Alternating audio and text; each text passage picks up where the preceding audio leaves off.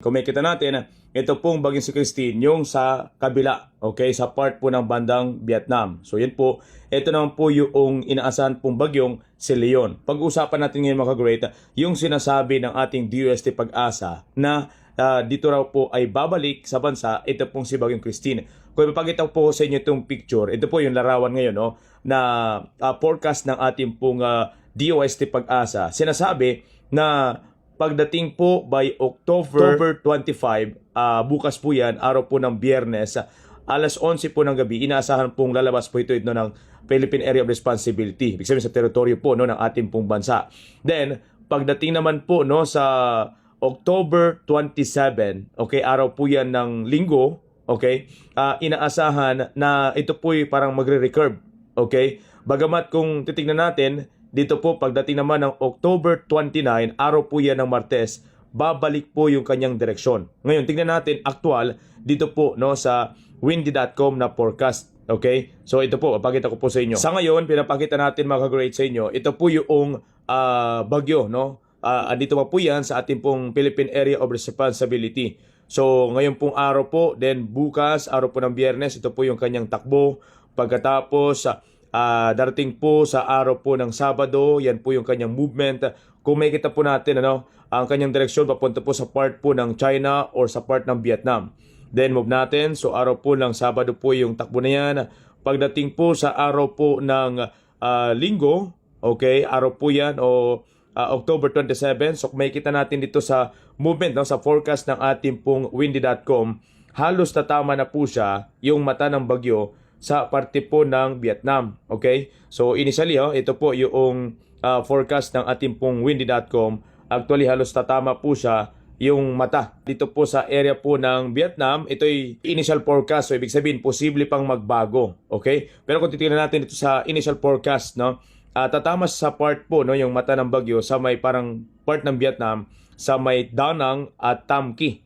Okay? And then, kung babalikan natin, sa kanyang pong movement, tuloy-tuloy yan. Okay, sa darating po na Tuesday.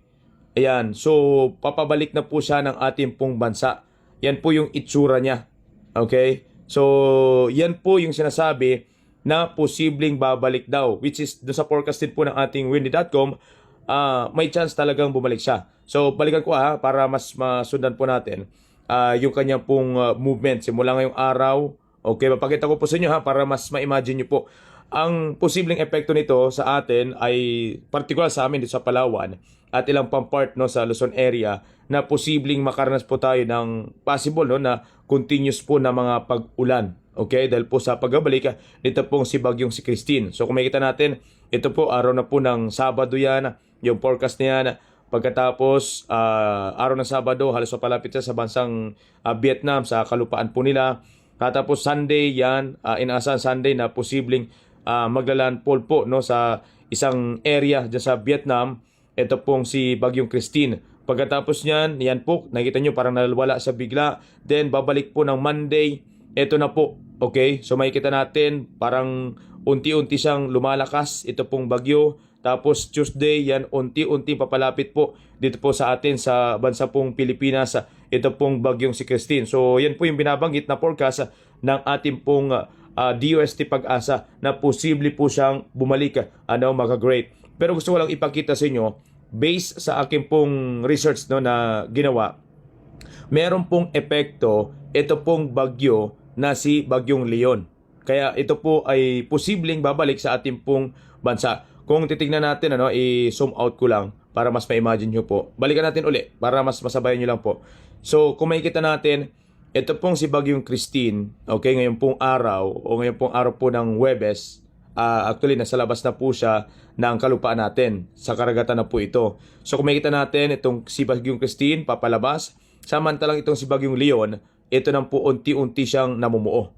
So tingnan natin may connection po yan silang dalawa, na halos ewan ko kung nagkahabulan, pero kung makikita natin dito yan, di ba, unti-unti na rin pong parang namumula ito pong si Leon. So kung makikita natin dyan, yan.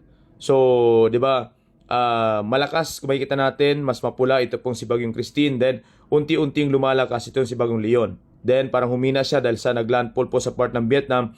Tapos ito po, unting lumalakas ito pong si bagyong Leon. So yan, kung makikita natin, at dito na po parang hinihila. So yan. Okay, so yan po no. So yun yung connection.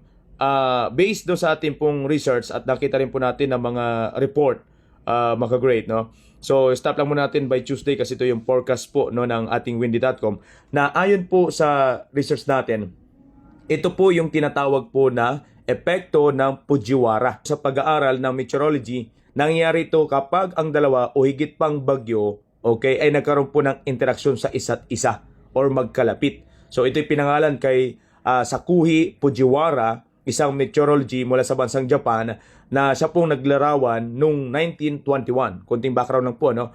And ito po, ayon po sa paliwanag, posible no sa isang meteorological phenomenon kung saan ang dalawang bagyo, kung makikita natin itong bagyong Leon at bagyong Christine, ay nakakaapekto sa isa't isa sa pamagitan po ng kailang pong gravitational pull na ang resulta ay maaari pong magsama ang dalawang bagyo sa pag-iikot sa isa't isa. So posible na mag-merge. Ito kasi mapakita natin ngayon hanggang Tuesday lang po next week dahil bukas siguro mag-update ako kung ano po talaga yung posibleng mukha na mag-merge.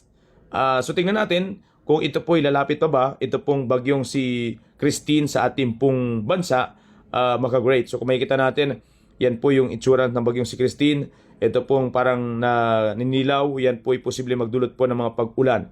Okay, then ito pong bagyong si Leo naman, sa taas na bahagi po ng ating bansa, maaaring pong makaranas po ng pag-ulan dito sa may parte po ng Basco, Batanes, sa Itbayat, itong Kalayan, yan, Santa Ana na part. So, ito po, no, yung epekto, okay, ng bagyong si Leon na nagko-connect pala sila, kaya kung makikita natin, babalik, so parang hinihila niya, okay, hinihigop, kung makikita natin, dito po, no, sa initial forecast ng ating pong windy.com. Okay, so yan po yung, impormasyon natin about doon. Bakit, tayo rin po, personally, bakit po siya magbabalik? So may chance na palag doon dahil nga po sa paghila nito pong si Bagyong Leon. So yan po, ulitin natin no, sa ating mga create, sa ating mga nanonood. Okay, so ito po, papalabas po siya para mas masundan nyo lang po. Tapos hanggang sa unti-unti madedevelop, ito pong isa pang bagyo, okay, particular, ito pong si Bagyong Leon. So yan po, no, habang papalabas itong si Bagyong Christine, ito na po yung unti-unting mamumuo. Okay, ito pong si Bagyong Leon, yan po makikita natin. I-adjust natin konti. Then parang papapunta siya sa part ng Vietnam. So kung makita natin sa parang movement no ng mga hangin, kung makikita nyo po dyan, yung higop niya kasi biglang humina itong si Bagyong Christine, tapos si Bagyong Leon ay ang lumakas naman. So possible no na hinihila niya hanggang sa pinapalakas muli at pinapahila pabalik sa ating bansang Pilipinas itong si Bagyong Christine. So yan po no, para po sa ating mga great, at least na bigyan lang po tayo ng konting information about dito. Bakit bumabalik ito pong bagyong si Christine, maka-great. So antabayan po natin yung sa mga susunod na araw or bukas at may possibility ba na mas lumapit pa ito dito po sa ating pong kalupaan or maglandfall uli sa ating kalupaan itong bagyong si Christine. So yan po yung ating pong antabayanan po mga ka-great.